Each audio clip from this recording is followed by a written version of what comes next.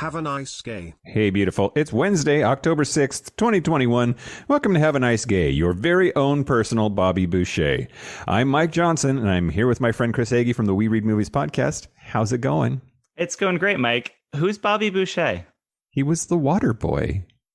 In the movie Waterboy? Correct. Oh, my goodness. Yeah.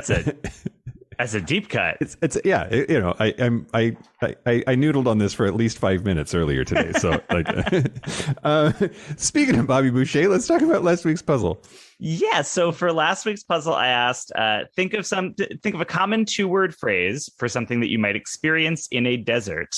If you take the letters of that 2-word phrase and rearrange them, you can make a single word that describes what you should do to counteract that desert experience.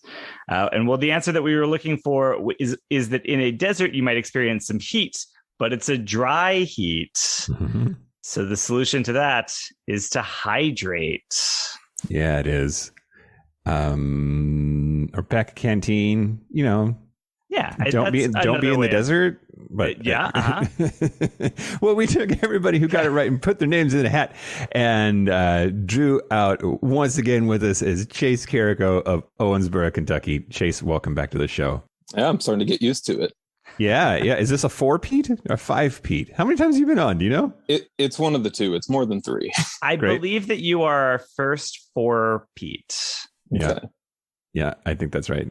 Yeah. All right. Well, what are we doing for Mr. 4-peat then, Chris? All right. So for this week, we're playing a little game of Category Is. Nice. And in this case, because it's October, the spookiest month, I'm going to give you some categories, and all I'd like you to do is name me one thing that fits into that category for each of the letters in the word scare.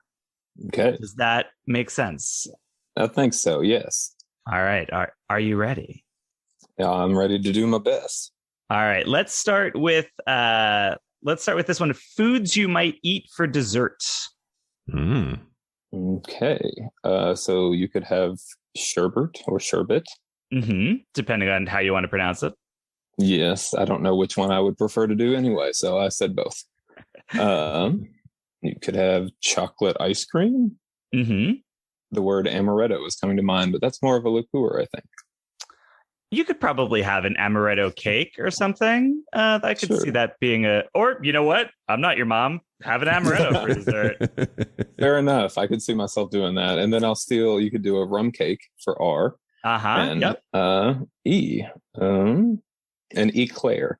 Perfect. That was the hint I was about to give you if you couldn't get it. But you whizzed through that. All right. How about this one? This one is how about we do weapons? Oh, okay. A samurai sword. I went alliterative with that one. Yeah, that's worth 2. Yeah. Katana does not start with C. Does not. And by the way, you don't have to go in order if it helps at all. I don't know what would help. I might come back to C. I like to go to order, but if I can't, I'll move around. Okay. So, an assault rifle would be A. Mm-hmm. I'm struggling with R. Thinking about E. If you take the first word off of one of your previous words, you can get an R. I could do rifle. You could, yeah. That very much makes sense. So then C. Something that you might, a blunt object that a caveman might use. A club. There we go. There you go. A club or a cudgel. Yeah, absolutely. And then for E, E is a little bit tougher, but there is a specific sword that has a name. Well, I think I'm going to have to decline your hint because I think I came up with EMP, and that's something different, but I think would work. Absolutely, yeah. What were you going for E? Forget my hint. I was saying Excalibur, or possibly you could also say an epic. Okay. If you're a makes fencer. Sense. Yeah, I've not done much fencing, but that makes sense. All right. This one, I think, might be a little bit trickier. So, okay. Stick it out. I think gird your loins. They're always girded. How about Academy Award winners? Oh, see, yeah. If this brought somebody else in the room, that'd be pretty easy, but it's okay. Academy Award winners. Meryl Streep, she's won, hasn't she? Oh, my yes. I wanted to make sure. I felt pretty confident with that one, but I was like, that's where I'm going to be probably just shouting out names and seeing. See, A is Rami actually Malek. That's an R.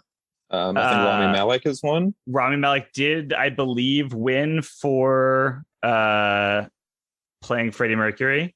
That's what I thought. Yeah, maybe. Were you about to hint me? I was going to say A is. I only found one reliable one, and it was for Mary Poppins. Also, Ben de la Creme played her on Drag Race All Stars and sang "Call Me Mother" in her style. If that helps at all. No, I think if you hinted a little bit more at part of the name somehow, that's putting you on the spot a little bit. But yeah, I mean, I can give you her initials if you'd like. It's J.A. Jennifer Andrews. I knew that would work. That's right, isn't it?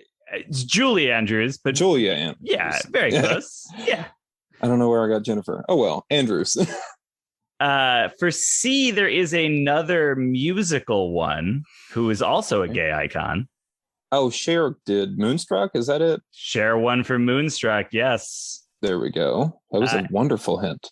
And then E is also a little bit tricky. There's a director who's also an actor who I believe won for $1 Million Baby. Oh, so yeah, Hilary Swank was in that, but I don't know who with an E would do that. He used to be a Western actor. Clint Eastwood? There you go. Yeah, exactly. All right. Okay, you're very good at giving hints. And let's end on something a little bit easier. Let's go with mammals. Mammals. Okay. So E, I'm going to go with echidna. I think I'm pronouncing that right, but that's one. S, I guess a skunk is a mammal. A skunk is a mammal. Mm-hmm. A chipmunk would be a mammal. Yep. Mm-hmm. A and R. R, a rabbit. Mm-hmm. And A. Is an aardvark a mammal? I guess it is, right? An aardvark is a mammal. Yeah. Yeah. Well, Chase, you did an excellent job. I don't have to do math. You win. You win. It was scary good. I think we all won today. Thank you very much. Chase, thanks again for being on the show. We really appreciate it. And keep on writing in. Oh, I will. I have too much fun with it to stop. So I appreciate it. Well, we love having you on, Chase. All right. Thank you. And have a nice gay. Have a nice gay. Have a nice gay. Well, awesome. Okay. Yeah. What's on tap for next week or this week? All right. So this one, I think this one might be a little bit easier, but I've been wrong before. There is a popular candy that's often given out on Halloween in the U.S. that contains two vowels in its name. If you replace those vowels with different vowels and read the name backwards, you'll create the name of a popular smartphone app. What is it? Whoa. Okay. Yeah. I'll get my candy knowledge hat on. Well, that is it for Wednesday Game Day on Have a Nice Gay. Join us tomorrow for Thankful Thursday. We are Have a Nice Gay Pod on all social media, and our website is haveanicegay.com. If you think you know the tasty answer to this week's puzzle, email us at haveanicegaypod@gmail.com. And please also let us know if you'd like to be placed in a raffle for a chance to play with us on the air next week. Entries must be in by Monday, October 11th, 2021 at noon Pacific time. Thank you again to Chase Carrico of Owensboro, Kentucky. And of course, Chris Hagee from the We Read Movies podcast. And until tomorrow, have a nice day, Chris. Have a nice day, Mike.